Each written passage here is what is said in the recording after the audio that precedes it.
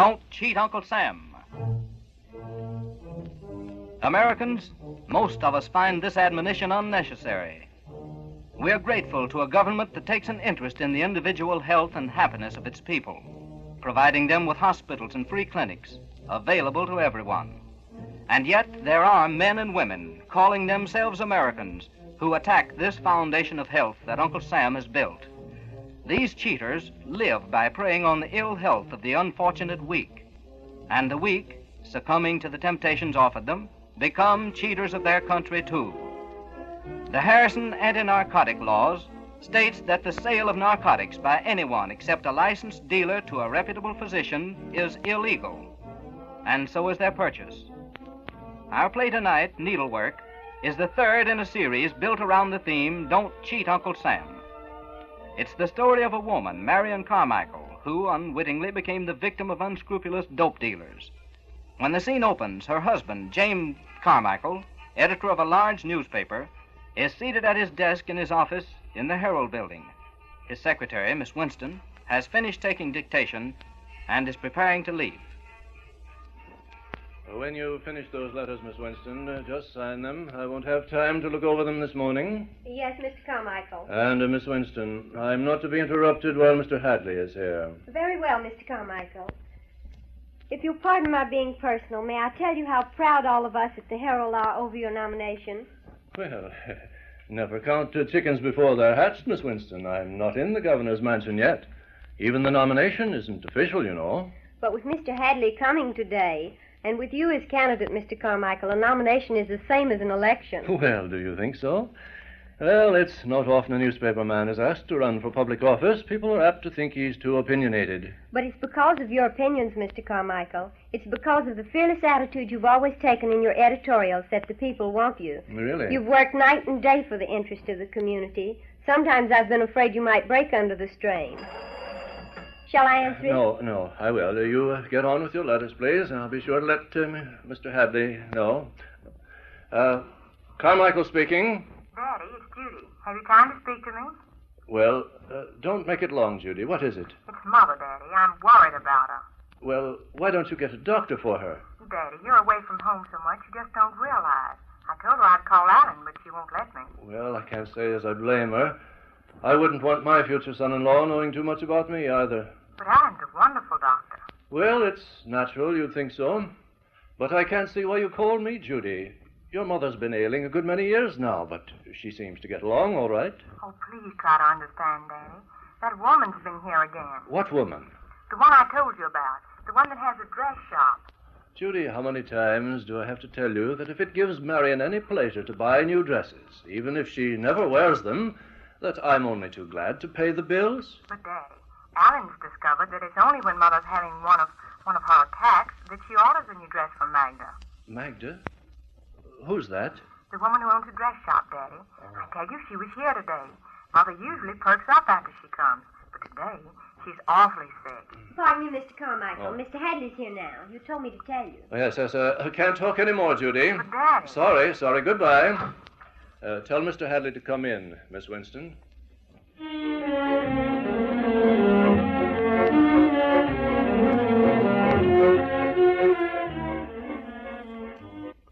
But I don't understand, Hadley. You say for personal reasons. You mean there's something about me personally that makes the committee hesitate to nominate me? This is a difficult position you're putting me in, Carmichael. When I say personal, I don't mean... I know. It's the newspaper. Yes, I've always realized that my position here might prejudice my choice. Now, but naturally, I'd immediately sell my interest in the Herald. It isn't a newspaper, Carmichael. When we first considered you, that question did arise, of course. No, the public is favorably impressed by your editorial. Well, what's wrong then? Jim, the committee has been approached by a group who opposes your nomination. Ordinarily, they're the sort we'd fight. But they've gone so far as to tell us that if you are nominated, they will expose something very unpleasant about your family. My family? Why, there's nothing anyone could say against my family. Why, my son Paul's a scholarship student at Harvard. Write the authorities there for his record. We have, Jim. It's all that you say. And Judy, my daughter, Judy's one of the finest girls that ever lived. She's engaged to young Alan Carter. He's resident physician at St. Luke's. Oh, there's nothing wrong with Carter, is there? Fine young fellow. Brilliant career ahead of him. Well, then, what are you driving at? I've never met your wife, Jim. I've never met Mrs. Carmichael. Well, Marion's a semi-invalid. Yes, has been so for years. Say, you're not accusing Marion of anything, I hope? I told you I'd never met your wife, Jim. I see. Yes. Well, of course, Marion can't assume full duties as hostess in the governor's mansion, but my daughter will take on that responsibility whenever necessary. My wife's ill health hasn't kept me from being a good newspaper man, and I can't see why it would keep me from being a good governor. Jim, did you ever hear your wife mention a woman? A woman named Magda? Magda, let me see, where did I hear that name? Magda. That group I told you about. That group who opposes your nomination. Told us to look into this woman's intimacy with your wife. But we can't seem to get anything on her. The woman runs a dress shop. Oh. And as far as we can see... Oh, dress shop. Magda. Yes, I remember now. It was Judy. I see through the whole thing.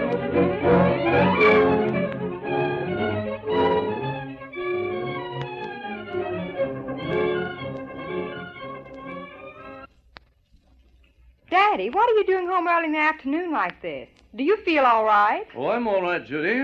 Where's your mother? Up in her room. But I wouldn't disturb her, Daddy. She's been awfully upset. Come into my study with me, Judy. Close the door, please. Yes, Daddy. Now, what is it, Daddy? Are you going to be governor? Judy, tell me all you know about this woman, this Oh. Magda person. Oh, is that what you came home for? I'm glad you did, Daddy. I've been awfully worried. You see, she was here today. She had a dress box under her arm, and she walked right past me and went up to Mother's room. What for? Oh, Mother always has her come up to try on the clothes. Daddy, today it sounded as if they were arguing, and Mother was crying.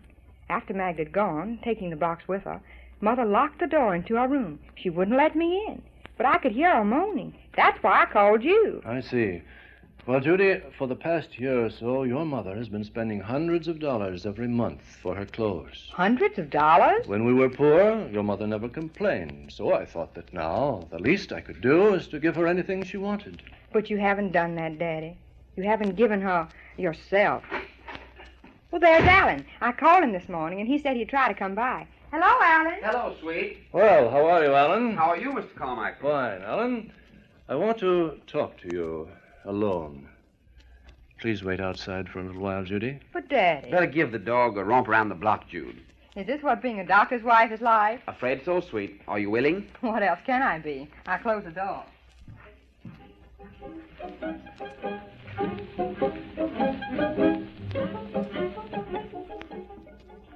But what proof have you that your diagnosis is correct, Alan?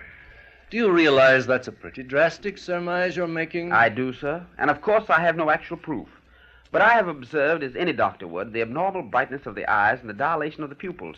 And also the emotional excitement that is apparent in Mrs. Carmichael's conversation. Well, Marion always had a lot of pep. I remember when she used to do dramatics at the little theater. But that isn't what you'd call pep, Mr. Carmichael. I know that Mrs. Carmichael makes a supreme effort to appear natural when you come home. Well, I didn't realize that. Of course not. Mr. Carmichael, don't you think it's about time that you began to take an interest in the welfare of your family? Well, you're brutally frank, my boy, to say the least. I have to be. This is a very serious situation you have to face, Mr. Carmichael. I'm beginning to see that. What am I supposed to do? Two things, Mr. Carmichael. Work with me to get Mrs. Carmichael well, and work with every means available to find out who is responsible for the illegal sale of narcotics in this community. But I thought we already knew. I thought that this woman, this... Surmise Magda- again, Mr. Carmichael. The law requires proof. To be convicted, the person accused must be found in possession of morphine that has no government stamp on it, or else an actual sale of the stuff must be witnessed by qualified parties. Well, that sounds simple enough. But isn't. You see, Mr. Carmichael, all addicts are very suspicious, and few of them are willing to tell their source of supplies.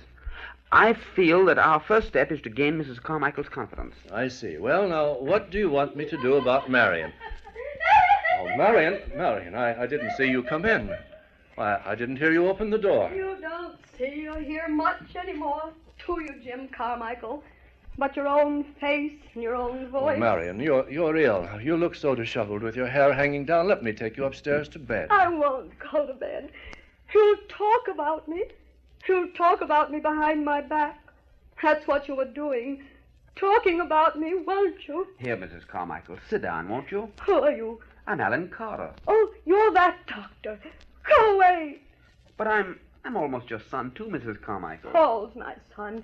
He's gone away. You're not my son. But I want to be, Mrs. Carmichael. I want to help you. Help me. Help me. She wouldn't give it to me today. She's a mean woman. She said... Are you talking about Magda, Marion? Magda's a mean woman. I hate her.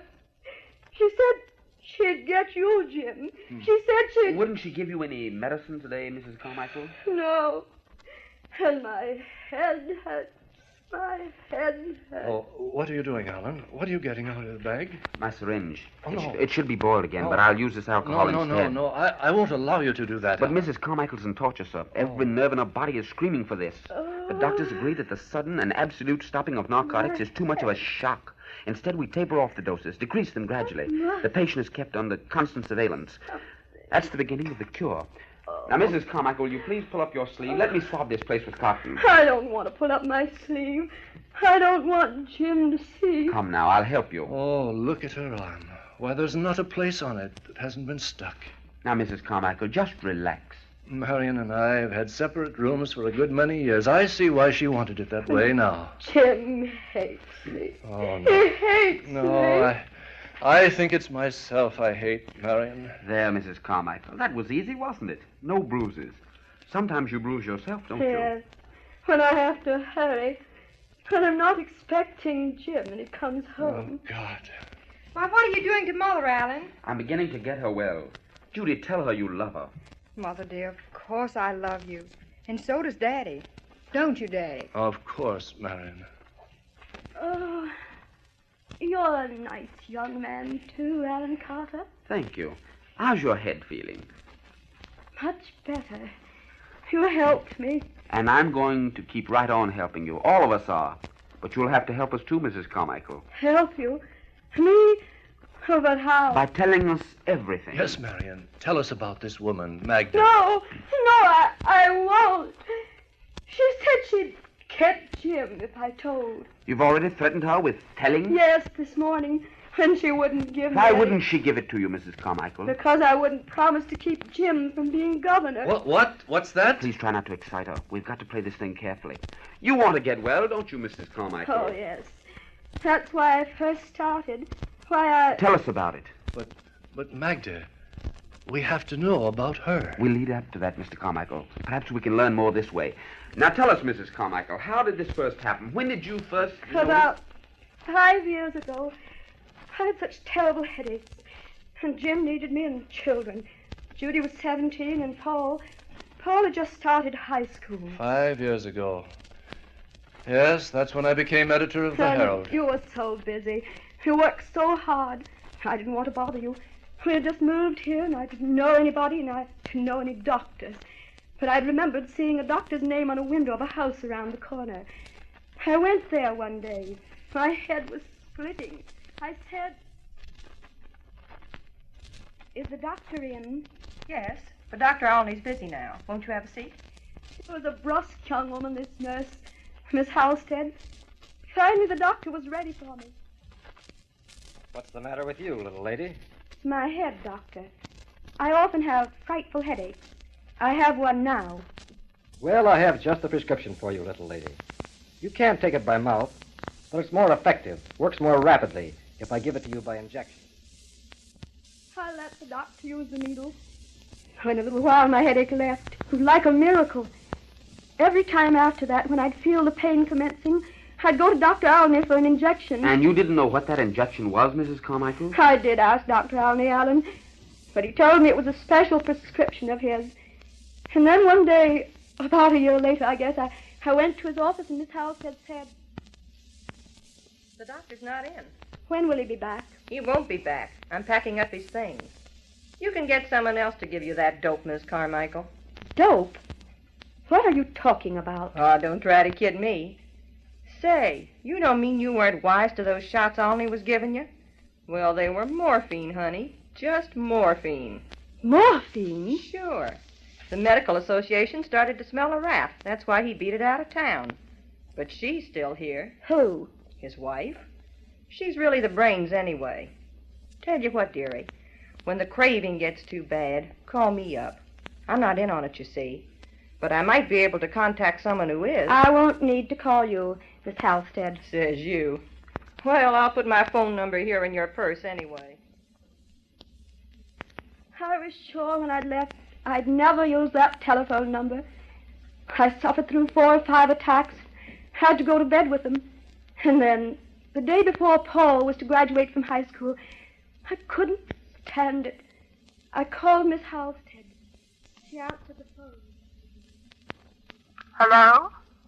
Miss Halstead, it's Mrs. Carmichael. Mrs. Carmichael? Gee, I'm sorry. You can't do anything for me, Miss Halstead? It isn't that. When I didn't hear from you before, I kind of hoped. But I might have known. She has your name anyway. Have you heard from her? From whom? From Magda.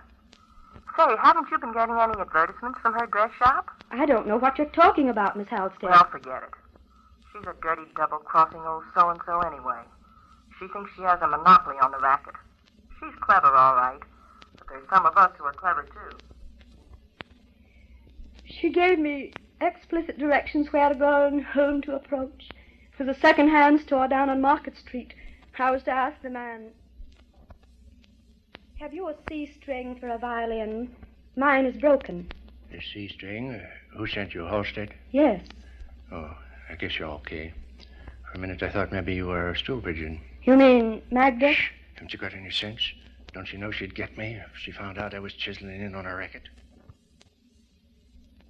She did get him. At least, I went there one day and the shop was closed. Someone on the street told me he'd been shot, killed. I couldn't get hold of Miss Halstead after that. The telephone number she'd given me had been disconnected. So you went to Magda? Yes, Jim. Tell us about it, Mrs. Carmichael. There's nothing for you to be afraid of. I'm not afraid. Now, her shop's in a nice part of town, and there were other customers there when I went in. A smart-looking salesgirl came up to me and asked, What would Madam like to see? "I want to see Magda." Madam Magda's busy. Did anyone send you here? "Oh, no. I was just passing and saw the shop and came in." Perhaps you'd care to see some of our dresses. "Yes. Why, yes." This blue number, for instance, it's your type. Will you try it on? I followed her to a small dressing room at the rear of the shop. But she didn't attempt to fit me. Instead, she left me sitting there. My head was beginning to pain again. I put my hands to my temples and closed my eyes. I didn't hear anybody coming, but suddenly I knew somebody was there, looking at me. I opened my eyes and saw... Magda? Yes, Judy. Magda. She said... So you've come at last, Miss Carmichael. I've been expecting you. She knew your name, Marion? Yes, Jim. From her husband, Dr. Olney. She didn't say anything else except... I'll send this blue dress to your home this evening. The hem may need fixing, but you can do that yourself. A boy delivered the dress that night. In the hem was what I'd been looking for. The morphine? Yes, Helen, the morphine. After that, I seldom went to a shop. I'd call her and tell her I wanted another dress. Sometimes she sent it by messenger, and sometimes she came herself. Like today? Yes, only today. Today she wouldn't leave the dress. She said she'd heard you were running for governor, Jim, and that I must do something to stop you. What did she suggest you do? She didn't say. Just something. And that if I didn't, that she would... I see. Mrs. Carmichael, did she tell you that if you decided to change your mind, that you could call her and she'd bring you another dress? That's what she said, but... Oh, but of course I won't. I won't do anything to hurt Jim. But don't you see you're helping your husband, and you're the only one who can. We have to catch this woman red-handed and quickly. Mr. Carmichael, call the local office of the Federal Bureau of Narcotics. Tell them to send out an agent and a stenographer immediately. And when that's arranged, Mrs. Carmichael must call Magda. Tell her she's changed her mind. Get her to come out here and... I can't. Oh, yeah, but do it for me. Won't you, Marion? Oh, Come, I'm do it for me. afraid. Everything depends on it, Marion. I'm afraid of Magda. But we're all right here with you, Mrs. Carmichael. You used to be a good actress, Marion, back in the old days at the little theater. Can't you put on an act for us now, my dear? I was a good actress. You thought I was a good actress, didn't you, Jim? Why, the best. We'll set the stage in your bedroom. It has a bathroom and a sitting room adjoining. The federal agent will be concealed in there with his stenographer. Alan and I will be there, too. What about me, Daddy? Can I be there with you? Listen, Jude, you've got your part to do, too. Let her in the way you did this morning. Let everything seem as usual. It's just like a play, isn't it? Yes, Mrs. Carmichael, and you have the leading part. We're counting on you to do it well.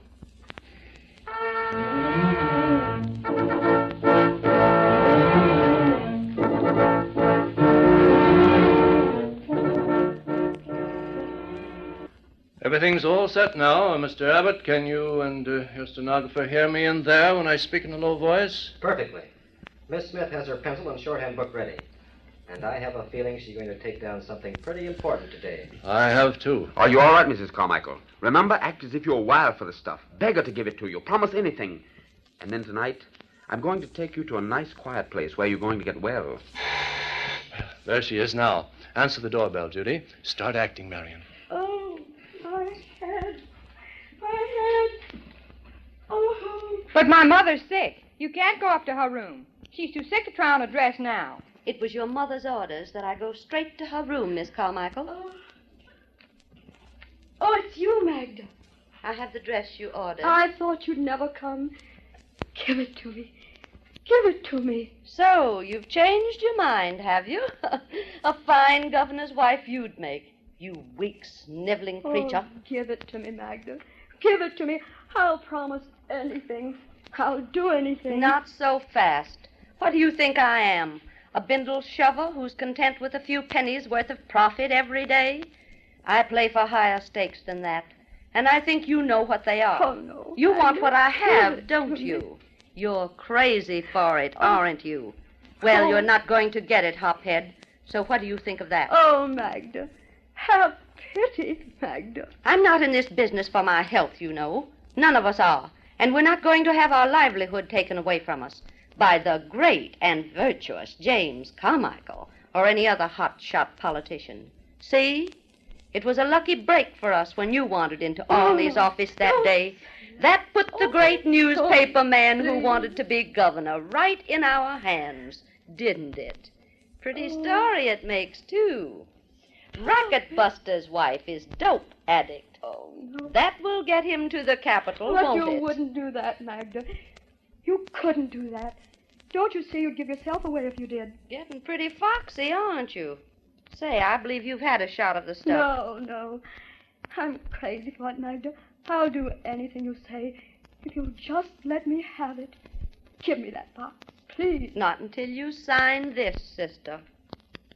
Here's my pen. Put your John Hancock on this. What does it say, Magda? It says you give your oath that you will keep James Carmichael running for governor of this state. But how can I prevent him from doing it? How can I... That's up to you, dearie. And you'll do it, or else. Or else...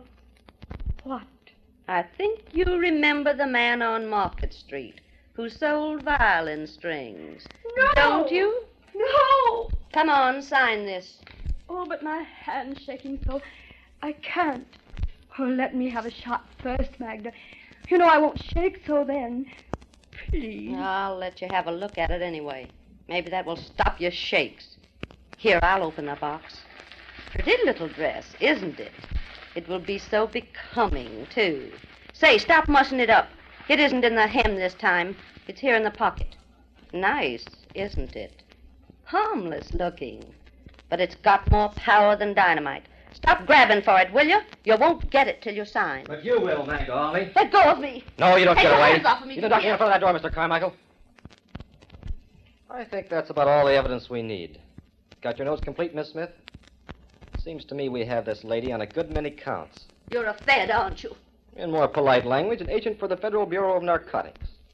We've been quite interested in your activities for some time, Mrs. Alney. We'll be delighted with a little further information from you as to the whereabouts of your husband and the source of supply of this dope. Come on with me now, or we can discuss the matter at greater length. But before we go, let me thank you, Mrs. Carmichael, for a beautiful performance. She's a dirty, double-crossing swine. And so are you, Jim Carmichael. You can open the door now, Doctor.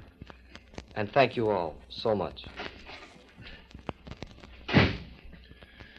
You were wonderful, Marion. Lie down here, Mrs. Carmichael. Try to rest. We're all very proud of you. And you're going to make me well. With your help. They got her, didn't they? Oh, Mother, how are you? Your mother did a grand piece of work today, Judy. And now we're going to take her where she can rest. Pack a bag, sweet, and you and I are going to drive her to a lovely, quiet place, not far from here, that I know about. I'm very tired. Well, of course you are, dear. Most great actresses are after giving a grand performance. You sound like you used to, Jim. I am. And you're going to be, too.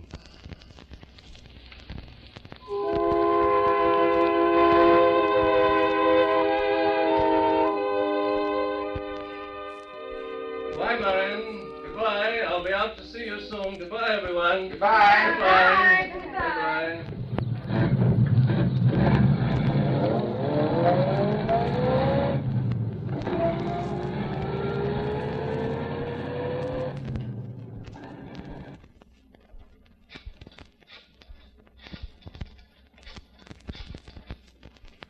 Let me speak to Mr. Hadley. Yes, tell him it's Jim Carmichael, wishing to speak to him. It's important. Oh, Hadley, it's Jim. I think we'd better reconsider that nomination business. Yes, I don't believe you're going to have any active opposition to my choice now.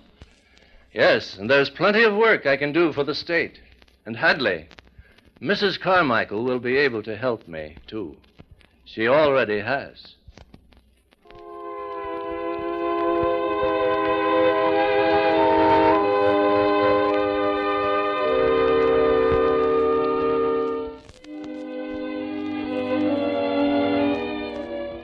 And our play, Needlework, ends, although Jim Carmichael's fight against the narcotic racket is just beginning. In conclusion, let me quote from a recently published statement of Harry J. Anslinger, Commissioner of the Federal Bureau of Narcotics. Quote, "Unscrupulous men and women seek constantly to entangle more and more of our people in the deadly net of addiction.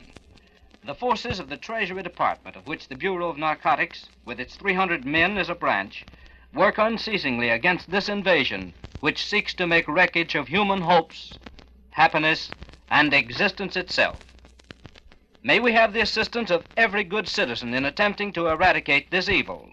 Unquote. Signed, H.J. Anslinger, Commissioner of Narcotics. Americans, let us be good citizens. Next Sunday at 5:30 in the afternoon will be heard Carnage, the next play in this series of dramas dealing with federal law invasion and bringing you the admonition, don't cheat Uncle Sam.